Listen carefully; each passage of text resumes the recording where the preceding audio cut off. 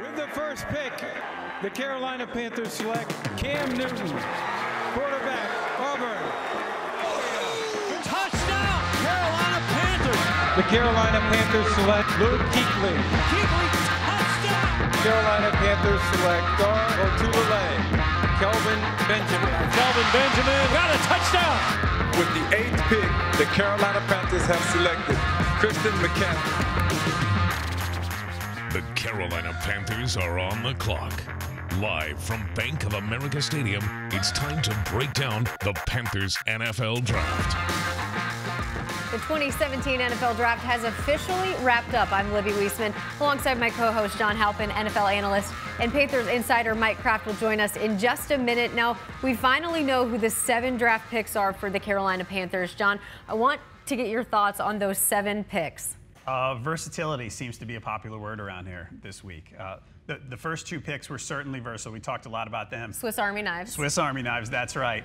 There are some other ones today. Taylor Moton's going to basically be able to fill in some spots on the line, even though he's going to be a tackle. And Taylor told me today they technically see him as more of the right tackle side. Right, that's true. And round 6, we're going to talk about Alex Armel later, but that guy is an interesting story. Mike, when you look at those names up there on the graphic, what are some of your initial thoughts? Well, the underlying theme to all these draft picks, and General Manager Dave Gettleman talked about it in his press conferences, all these guys are coachable. And when you go through this draft process and the scouts are out there gathering information and looking at film and meeting these guys, they come back and say, hey, you need to look at this guy. And then the coaches have, over the last few months, getting to know some of these players, especially in those private workouts. And one thing they come back saying is, you know what, I want this guy in my room. I want to coach this guy every day. And when you go down this list, every coach on this team who has a draft pick will have a guy that fits into his room. He's able to coach him, and it's just like being given a lump of clay to mold and develop. And these guys love coaching. We have a great staff of teachers. Well, let's go first to day 1 and talk a little bit about the #1 pick, Kristin Mechanic, who went 8th overall in the draft. This is a guy who is the definition of a Swiss Army knife. He can run, he can catch, he can return. Mike, I believe you called him a quadruple threat guy. John, when you look at those numbers and knowing what Kristin Mechanic can do, how exciting is it to know that the Panthers have this type of weapon on offense? Very exciting.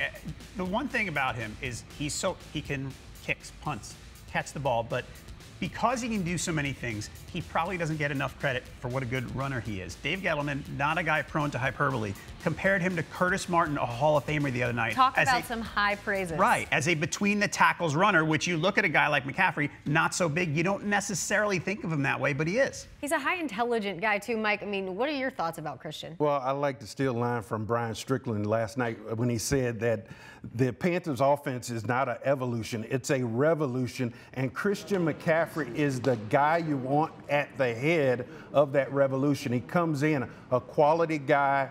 Our wide receivers coach, Lance Taylor, coached him, was his position coach at Stanford. That's well known, and he vouched for this young man, and I think everybody on this staff who has met him sees a lot of Luke Kuechly qualities in Kristin Mechanic, and not only is he here to be a talented football player, but down the road he will develop as one of these core leaders on this team that they desperately need. Well, we could spend all afternoon talking about the type of player Kristin Mechanic is, but here's what he had to say when he addressed the media. It was cool when I came. I like that. Well, I think one, I played in a pro-style offense at Stanford, and I think we run power, we run gap scheme more than anybody in the country, and so I'm a vet as far as knowing the blocking scheme and all that goes, and it's different once you get to the NFL. But I put in a lot of work in film study. If I'm not playing football, I'm preparing to play football. That's kind of how I view my life, and so to be able to learn and to begin studying at this level with a great team is pretty cool to me. One thing I've noticed about Kristin is how smart he is, and it's funny to hear him say he just wants to continue to learn and he wants to learn more. That says wonders about a guy, especially coming into the NFL. It does. I mean, he seems to say and do all the right things as far as being a smart guy. He went to Stanford. I guess we're going to assume that he's a pretty smart guy, but comes from a family. His dad was an NFL player. His uncle was a big-time college basketball player, a Final Four guy. He's going to come in and be polished like that, you'd think, but he's checked all the boxes so far anyway. I talked with Sam Mills III earlier this morning, and he told me when he heard McCaffrey speak in his press conference, he was absolutely floored with how smart this guy is and how well he just got it. Mike, you would agree? Oh, yeah. Everybody who's met him in this building knows this is a quality young man from a good family. And he, as I said before, he's the type of guy who is going to be a core team player. And I think as we go throughout this draft, that's a common theme. Now let's go into the day 2 draft picks and talk about wide receiver Curtis Samuel out of The Ohio State University. Curtis Samuel, another Swiss Army knife, a guy that can do so much, but has been told they primarily want to see him in the slot. John? Yeah, the receiving core here has been big. You know, we talked a lot about the last 2 years we were here, we heard the phrase catch radius a lot, things like that. Now it's a little different. There's a lot of speed added, and Curtis Samuel is certainly the fastest guy among that. And John, when he catches the ball, as you see here, he has that rack, run after the catch. And you can throw a pass behind the line of scrimmage and get 8 or 9 yards on a play. That moves the chains, and I'll correct this from last night. 4 + 4 + 4 is what? There you go. A first down. A first down. These guys, you talk about moving chains. McCaffrey and Samuel, they're not necessarily 4 + 4 + 4 guys. They're take it to the house guys too. Exactly, and especially when you have guys moving the defense like Kelvin Benjamin and also Greg Olsen. These teams will have a tough time figuring out how to cover up a slot guy that runs a 4-3, that runs a 4-4. I don't remember many safeties going today that had that type of speed. You're going to see some defenses do some crazy things to try to slow this team down. Curtis Samuels was asked about Kristin Mccaffrey, and here's what he had to say. Christian, he's a great player. I've seen him play many times. Great athlete, great player. He does it all. Receiver, receiver, running back. I do the similar things. Same thing. So just for us to have that combination is great. He can line up outside and I line up in the backfield, or he line up in the backfield, I line up outside. So just to have that combination of guys that can do a lot. Confuse the defense a little bit. I feel like that's gonna be great. These some nice colors right here. I'm feeling that Carolina blue now. But the bucket hat gotta be the favorite, though. I gotta go on the bucket hat for the camera one time. I think I look good, don't I? It's amazing. Get to see your name on the NFL locker. Something you always dreamed of. Wow. Dream come true right here. Gotta make the most of it now. Curtis Samuel wasn't the only new Panther in the building today. Taylor Moton and Deshawn Hall were both in the building as well. All three got to get tours of the locker room, step foot on Bank of America Stadium property. You see Taylor Moton leading the trio of them into the locker. And guys, let me point out his locker location in between guards Andrew Norwell and Trey Turner. He got pretty lucky with that one. That's a good spot for a young man to be right there amidst those two great offensive linemen. Both of those guys came in and contributed as young players. And if Moton can come in and kind of duplicate that success, it will provide some depth on that offensive line. Well, let's go ahead and talk about Taylor Moton first, the offensive tackle out of Western Michigan. This is a guy who is big. He has a lot of size on his side. John, when you look at those numbers and kind of have seen a little bit about this guy, what are your first initial thoughts? Yeah, well, the scouting reports, Mike talked about it earlier. Big, long arms, basically be able to keep defensive linemen at length. It looks like he's going to be able to play. He's going to start at right tackle, but he might be able to play some guard too. He's going to add to, again, the versatility. 34 1/8 inch sleeve. That's a long arm, and just from mechanics alone, he's able to get his hands on a defensive lineman. I was down there on the fence at the Senior Bowl with Ray Brown, offensive line coach, and he looked at this guy and he talked about when he got his hands on a defensive lineman, it was a wrap. And you say you bring him at a tackle, but he's played guard. And nowadays you have to have guys that can play every position on that line, as we found out last season. I had a chance to go down to the locker room and speak with Moton today, and here's what he had to say.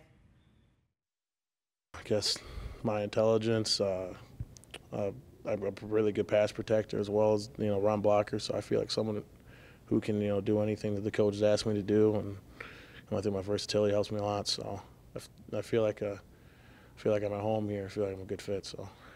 What have Coach Matzko and Coach Ray Brown told you about where they see you fitting in with this line? Right now they want me to play right tackle so far, so that's what I'm going to get going and working all the pass sets I can do, you know, run block stuff, whatever they tell me I can do extra, I'm going to do it. So. The final day 2 draft pick was Deshawn Hall out of Texas A&M, another physical guy, a defensive end. This is something, you know, the defensive coaches are extremely excited about, this kind of guy and what he can contribute to this defense, John. Yeah, the thing about him is he played more outside linebacker, played more traditional defensive end this past season, and the Panthers seem to think he has the frame to carry more weight where he's going to be able to be more of an every down player a little bit down the road. Yeah, when you start with a frame like that at 6'6", you know that he's in the weight room there. You know you can build, and as he goes through a year in his weight program, he should turn into a quality defensive end. The other thing is, you look at the position he's in now.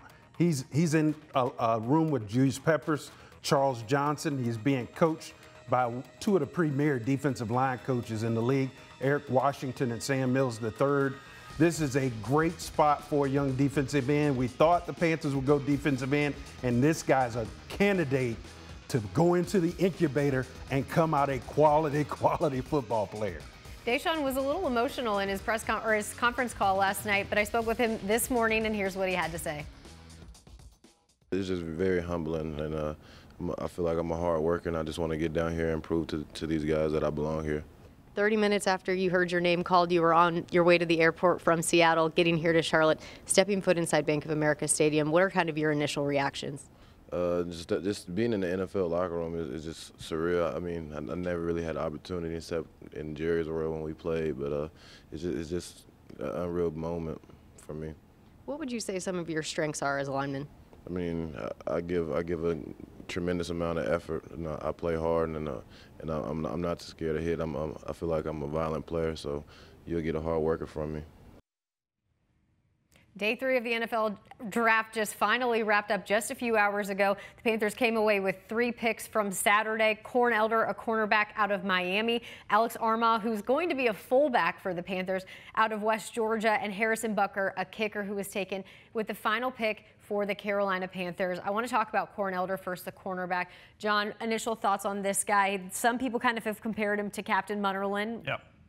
He'll be a slot corner. The best line I read about him was, doesn't realize he's undersized. It's a guy who's 5'10", well, 183, but it sounds like he's going to stick his nose in and not be afraid to hit people. I believe he said, watch my tape when people questioned his size. Yeah, and watch his workouts, too, because when I went back and looked at his workouts, the thing that impressed me was his ability to flip his hips. That's almost a lost art in this day and age with kids sitting around playing video games growing up. They don't do hopscotch and jumping jacks, all that stuff.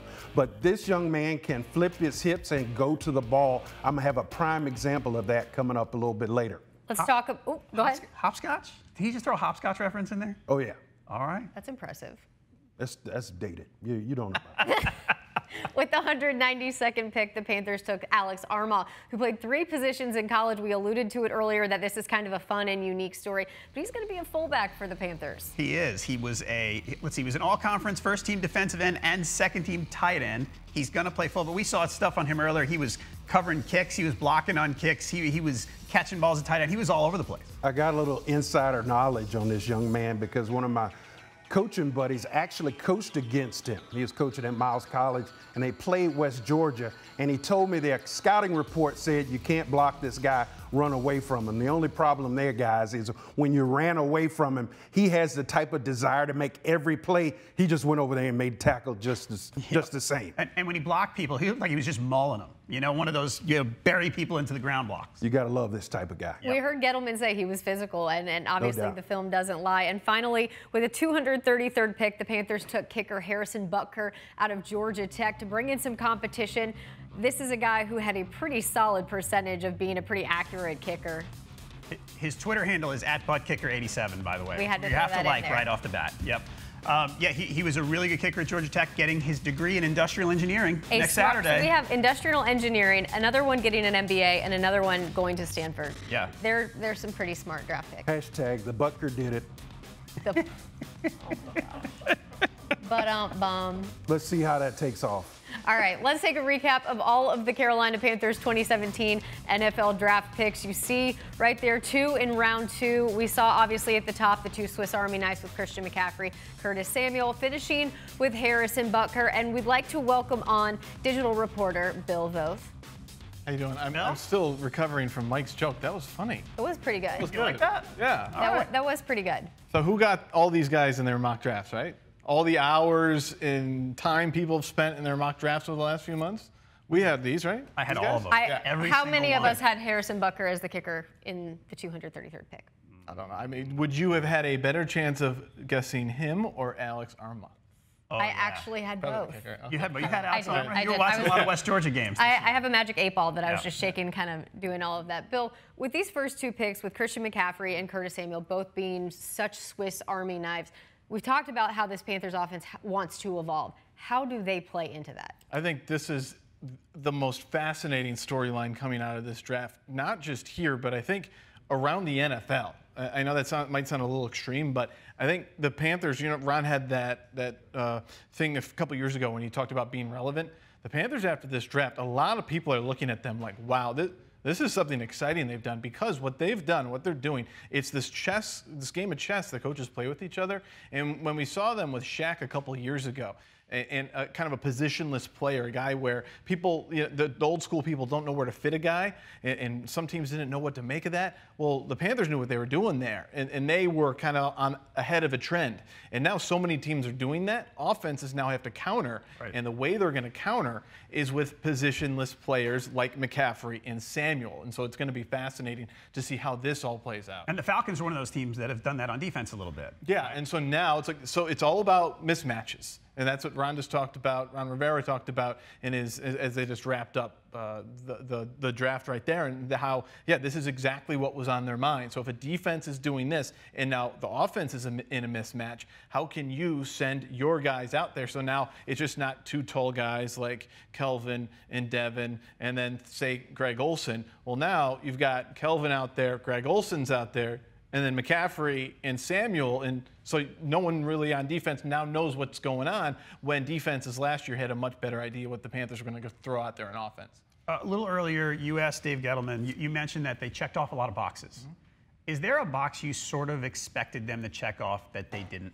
Well, that's a good question, but so I think, you could say tight end, you could say safety, but out of all these other boxes, would you say they shouldn't have done that, right? So I think all of these are fair boxes to have checked off. All of these, I think we would have said they had needs in these positions.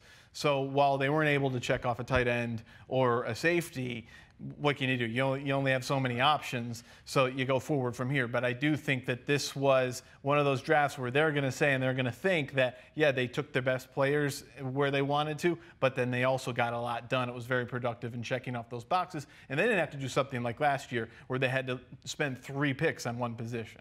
Do you find it fascinating that a lot of these picks are what you're calling these positionless picks in terms, obviously with Christian McCaffrey and Curtis Samuel, but with Deshawn Hall, he can kind of move around on that line, like you said earlier, kind of that linebacker now kind of transitioning into the defensive end. Alex Armel, who has played 3 positions in college. Obviously, the Panthers worked him out as a fullback, but not targeting, say, a wide receiver who is a wide receiver, going for something a little bit more flexible. It's funny, in most jobs these days, the more you can do, the better. That's what it's become in the NFL now. And we hear this all the time at training camp. To make the 53-man roster, the more you can do, like, can you play on special teams? That betters your chance of making right, the but this now has become, so it's this whole new definition of the more you can do. You never expected the first-round pick to have to do more than just one thing. Well, now this one is going to be expected to do 3 things. And so, I think we've known in this Dave Gettleman regime that guys on the offensive line playing multiple positions are valued. But now we're seeing through this draft that it's not just the offensive line. It's not just Shaq Thompson. They're looking at other positions too. And the more you can do, even as starters in traditional positions, the better it's going to be for the team. So we've heard a lot the last couple of days about how Christian McCaffrey's this running back who can slot out or play wide. Curtis Samuel's a wide receiver who might be in the backfield sometimes. Jonathan Stewart, he's probably, hey, I'm right here. What do you think these moves do for Jonathan Stewart? It might take a little bit of the load off of him. The Panthers are really good when Jonathan Stewart gets 20-plus carries a game. But as we know, that's not ideal for most running backs. It's not ideal for a guy who just turned 30. So hopefully giving Jonathan a little bit lighter load will obviously take some of that wear off of him, and it'll save him a little bit. And so I think he will. I think, you know, some guys, if you take some of their carries away from them, I think they would be upset about it. But I see Jonathan embracing this, really. Bill, we appreciate, as always, your insight. We're about to take a quick break, and when we come back, Panthers insider Mike Craft will be on the big board breaking down some serious plays.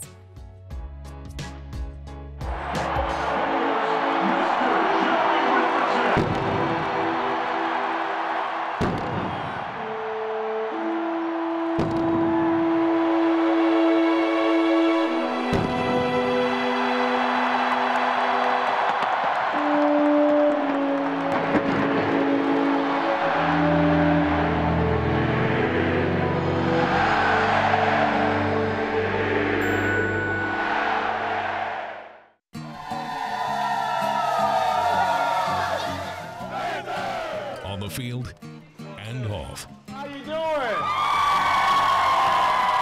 Your Carolina Panthers in the community.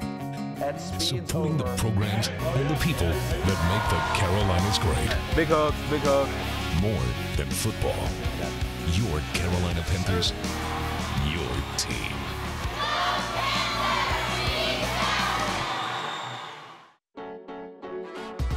Everybody in the world has a highlight film on YouTube, but let's step away from the highlights a little bit, because when you start talking about these players that the Panthers drafted, you want to get behind the highlights and look at those little plays that matter a lot. Let's talk about Deshawn Hall, the Panthers draft pick defensive end. And when you look at his numbers, he put up some solid numbers in his 3 to 4 seasons down there at Texas A&M. One of the games that I like to look at, anytime a team has played Alabama, I want to go look at that film to see how that guy performed.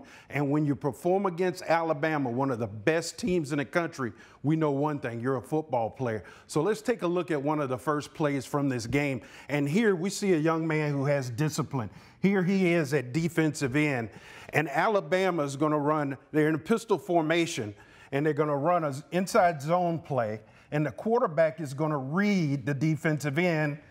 And as we said, that's Deshawn Hall right there. Now, if he commits and comes down the line of scrimmage, then the quarterback is going to skip into the end zone. Let's roll forward and look at this play, because we see a young man who has those instincts, John, we talked about as a linebacker, who can see and have good vision. Here he's patient, and he gets out there and stops that run. From the end zone version, you'll get a good look at this, because you'll be able to see here he is right here on the defensive end, and we use that triangle to denote he's the read guy.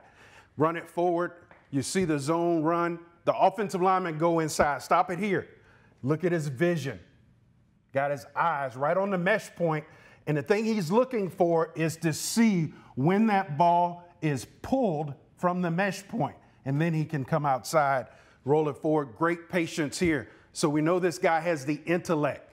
Dave Gettleman talked about getting smart football players, and here's a prime example here of a player that plays with his head, not just his athleticism.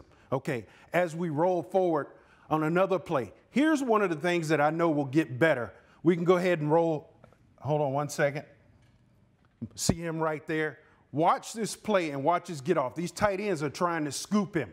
One thing he will have to become better at the point of attack is not accepting the blow, but delivering the blow to those tight ends on this situation. You can see it better from the end zone version, and what they're trying to do is work a scoop block here where the second tight end come in, will seal, and hopefully provide a hole for the running back. Now, he does a great job rolling forward of making this play, but he could be a little more forceful there, bam, and keep his head up and get his eyes up, not have his head down. And I've seen Eric Washington go over this drill time and time again with his defensive lineman, and he talks about violent hands and taking it to the offensive guy. Now, he's still able to make the play, so we know that's a football player right there. Now, there are some other clues, and as we move forward, let's go talk about our cornerback, Corn Elder. No corny jokes from me tonight, I promise. But Corn Elder, a fine cornerback from Miami, As I mentioned earlier, has great hips, is able to turn and run. Let's go look at a play. And one of the clues you want to the questions you want to answer, does this guy love football? And here's a play where he shows an example of his desire to play the game. Okay, first of all, look at where he starts on this play. And I'll give it away, plot kill here. Dalvin Cook is going to take this handoff, and he is going to take off down the sideline. All of these players over here miss tackles and not in position to make the tackle. I want you to watch this young man, Corn Elder. Go ahead and run this play forward. Just simple lead play off the left side, and he's off to the races. We know Dalvin Cook is a great stopper here. We know he's a great football player. If Corn Elder had any hesitation about getting into the play on the other side of the field, we know this is going for a touchdown. Watch here, comes in, makes the tackle, and I tell you what, he timed well, but it's not just his speed, it is what, John?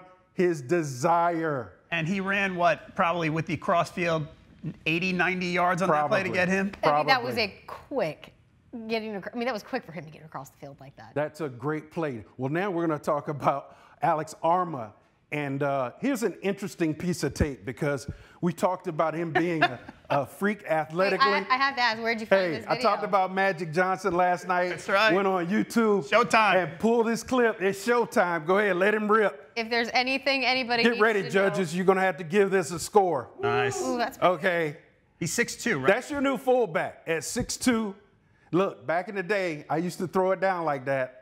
Y'all believe that, right? Oh, my gosh. There's some, No. Look, we didn't have YouTube back then, but I used to go up. Fans need to know how much Mike Craft loves YouTube. Look at that. Now, you think this is something. Check this out. See, you always look for clues. I could do that. I can do it. You always look for clues. I legitimately can. Look, Dave Gettleman, Ron Rivera, those scouts do a great job of coaching. Jeff Beathard was the scout who said, hey, you need to go take a look at this guy. And one thing we know, and I told you about the scouting report earlier, this guy is a football player, whether he's playing offense, defense, catching passes. And one thing I look for, he could be a core special teams guy because of that desire to get in the mix. Well, Alex Armour, I would challenge you to a back handspring competition, but your coaches would probably kill me. So let's talk about what the other teams in the NFC South did during the draft this week. We'll talk. What do you want to talk about first? Do you want to talk with the Bucs? Do you want to talk about the NFC South as a whole? Okay, let's start at the bottom, okay? Okay. I don't want to insult anybody. All right. The Saints got Marshawn Lattimore, fine. They're not going to be very good, right? They're the bottom of the barrel in this division, it looks like. They're just going to score some points, though. The Falcons had an all-timer of an offensive season, but the first 3 years under Dan Quinn, they've spent their first and second round picks on defense. They are building a fast defense, positionless in some ways, as Bill referenced earlier. Duke Riley is one of those smaller linebackers. But the Bucs are what I want to talk about. They're going to be pretty scary. Yes. I think they're going to be a force to be reckoned, or they're just going to be challenging in the NFC South to try and figure out how to stop them, especially on offense. But Mike Evans was there, probably one of the top, let's say, half dozen receivers in the league. They signed Deshawn Jackson, who adds speed. Now they bring in this monster tight end, O.J. Howard, who's, 6'6", 250, can outrun people. He's more like a wide receiver. Put up mega numbers last year in his final year at Alabama. This is a scary situation for everybody in the NFC South because Jameis Winston has a lot of weapons. John, I've been saying for years that there's an arms race going on in the NFC South. It all started back when Julio Jones came into this conference, and everybody went out and got the big receiver. Now everybody, you see what Atlanta's done. They're going in the opposite direction. They're trying to get ahead defensively to match what they have offensively. They have one of the most explosive offenses in the league. I dare say that what the Panthers did in free agency is a response to Atlanta's explosiveness. You have a defensive line with guys like Julius Peppers, Charles Johnson.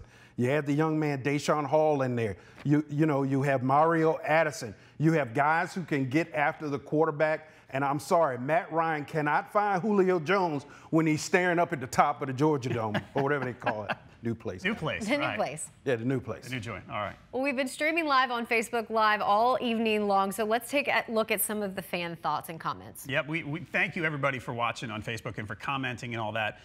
Gary James is our comment that we're going to use tonight. Says, I think this is a substantially sound draft for the Panthers with several players having experience in several positions, one having played alongside Myles Garrett. I'm seeing speed, vigor, strength, and energy in these players who will add more flexibility to the team. The Panthers are going to be able to get real creative in the game. Hashtag keep pounding. Gary, we're going to get in touch with you soon. We're going to ship out one of these hats. We say you have another one tomorrow, but we're not here tomorrow.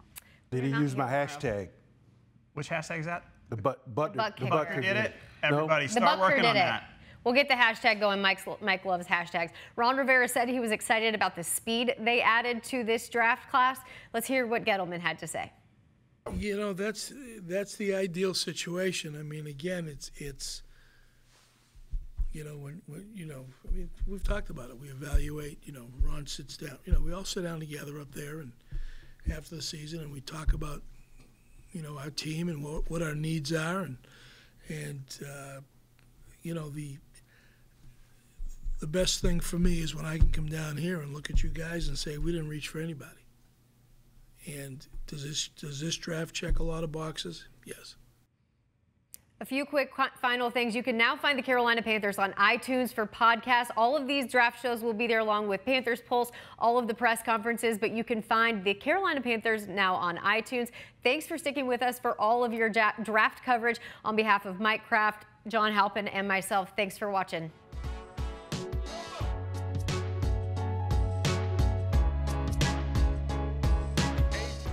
In the 2017 NFL Draft, the Carolina Panthers have selected Kristin Mechanic. This guy is a special human being. I love his patience. Finds the hole when he sees it, north-south, he hits it, and he runs 4.48. This guy's a special guy that can affect the game in so many different ways. With the 40th pick, the Carolina Panthers select Curtis Samuel, wide receiver, Ohio State. Curtis Samuel runs two matchup nightmare running backs. This kid flies. He had 8 rushing touchdowns. 6 of them he was untouched. With the 64th pick, the Carolina Panthers select Taylor Moton, tackle, Western Michigan. If you want someone that looks like a brick house, it is Taylor Moton. 6'5" and a quarter, 320 pounds. With the 77th pick, the Carolina Panthers select Deshawn Hall, DN, Texas A&M. But I think he's a really good, solid pick for Carolina.